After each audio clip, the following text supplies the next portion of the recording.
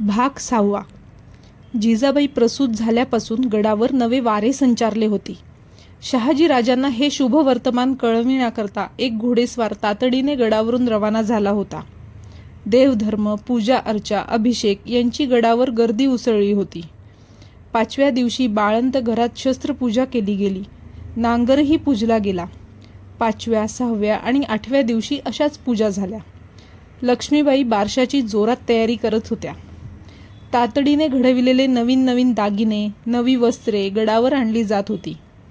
अंजिरी जरीबुट्टी शालूची घडी उघडीत लक्ष्मीबाई म्हणाल्या, राणीसाहेब, हा रंग चांगला आहे नाही? हो, बारशाला हाच ठरवू. लक्ष्मीबाई, जिजाबाईंचा कंठ दाटला. किती करताय तुम्ही? पण आम्ही परके ते परकेच. लक्ष्मीबाई हसत म्हणाल्या, मी केव्हा म्हणलं परक? तुम्ही विसरला असाल, पण मी नाही विसरले. बाळाचं भविष्य वर्तवायला शास्त्री आले तर 4 चौघात म्हणालात, ना माहेरी ना सासरी. ते मनावर घेऊ नका बाई. सख्ख्या बहिणीनं सुद्धा एवढं केलं नसतं, पण अजूनही वाटतं. काय? बारशाच्या वेळी यांच्या घरचं कोणीतरी हवं होतं. सांगा ना सरळ की राजेसाहेब यायला हवेत म्हणून. जिजाबाई लाजल्या. दुसऱ्या दिवशी गडावर एक शाही मेणा येत असल्याची वर्दी आली. विश्वासराव सामोरे गेले. येताना वर्दी घेऊन आले. शहाजी राजांच्या मातोश्री जिजाबाईंच्या सासूबाई उमाबाई साहेब गडावर येत आहेत. वाड्याच्या दरवाजाशी साठीच्या उमाबाई उतरल्या. प्रवासाचा थकवा त्यांच्या चेहऱ्यावर दिसत होता. वाड्यात उमाबाईंनी प्रवेश केला. विश्वासरावांनी मुजरा केला. बाळंत घराच्या आत येताच जिजाबाई पाया पडल्या. लक्ष्मीबाईंनीही वंदन केले. उमाबाई म्हणाल्या, बेटा, बाज सोडून कशाला आलीस? मी नसते का आले? बाळ पाळण्यात झोपला होता. बारक्या नजरेने बाळाला निरखीत त्यावरून सत्का करीत उमाबाई म्हणाल्या, तुझ्याच वळणावर गेलाय हो. बारसं केव्हा? लक्ष्मीबाई म्हणाल्या, उद्याच.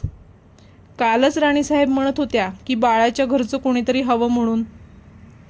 वाटणारच पोरीला. जीव चांगला आहे हो मुलगा. मनात आणशील ते पुरं करणार असं दिसतंय.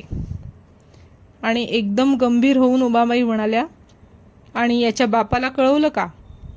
हो. कुठला यायला तो? घरचं सोडून लष्कराच्या भाकरी भाजीत फिरणारा तो.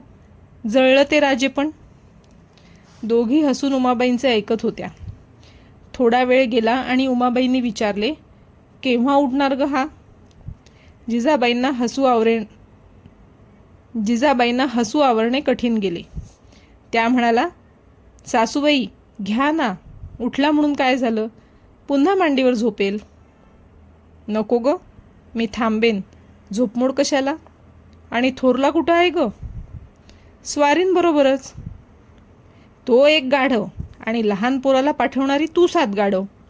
अशी पोराची वणवण करतात का? मी असते तर सांगितलं असतं.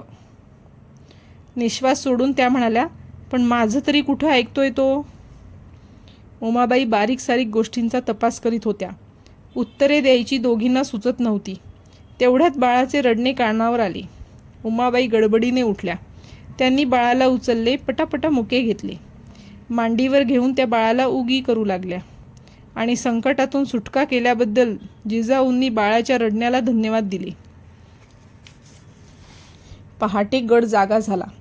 तो सनई चौघड्यांच्या आवाजाने. वाड्याच्या दारावर तोरणे बांधली होती. दासींनी सडा शिंपून रांगोळ्या भरल्या. पाकगृहासाठी गंगा जमुना टाक्यांचे पाणी उपसले जाऊ लागले. बाळाची जरी, कुंची, दागिने, कपडे पाहून उमाबाईंनी पसंतीची मान डोलवली. शास्त्र्यांना बोलवून दिवसाची परत खात्री करून घेतली. सूर्योदयापासून गडावर माणसांची वर्दळ सुरू झाली. जुन्नर गावच्या प्रतिष्ठित घरातील स्त्रिया डोली मेण्यांनी गड चढत होत्या. गोरगरीब अन्नाच्या आशेने वर येत होते. उमाबाई सारे कौतुकाने पाहत होत्या. साऱ्यांची जेवणे झाली.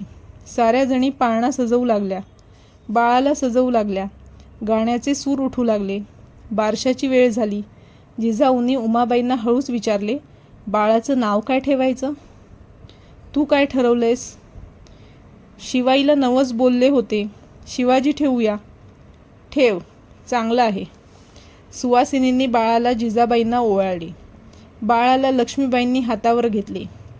गोविंद घ्या, गोपाळ घ्या, दामोदर घ्या झाले. जिजाऊ पाळण्यात वाकल्या. त्या बाळाच्या कानाशी म्हणाल्या, शिवाजी. जिजाऊंच्या पाठीवर गोड बुक्क्यांचा वर्षाव झाला. तुताऱ्या चौघड्यांच्या नादात सारा गड भरून गेला. बाळाचे नाव शिवाजी ठेवल्याचे साऱ्या गड्याला ठाऊक झाले. वाड्याबाहेर मेणा तयार होता. बाल शिवाजी देवी दर्शनासाठी निघाला. जिजाबाई बाळाला घेऊन मैण्यात बसल्या. लक्ष्मीबाई मेण्याबरोबर दासी परिवारासह चालत होत्या.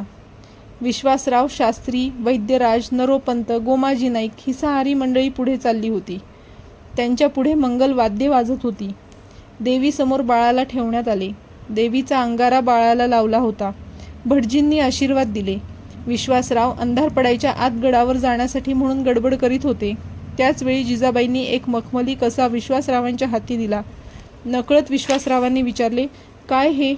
जिजाबाईंचे डोळे भरून आले. त्या म्हणाला, आबा गड सोडताना नवस बोलले होते. मुलगा झाला तर त्यांनी देवीवरून 100 मोहरा उतरून टाकण्यासाठी दिल्या होत्या. नवस बोलणारा निघून गेला. नवस तेवढा मागं राहायला नको. जिजाबाईंना पुढे बोलवेना. त्यांनी डोळ्यांना पदर लावला.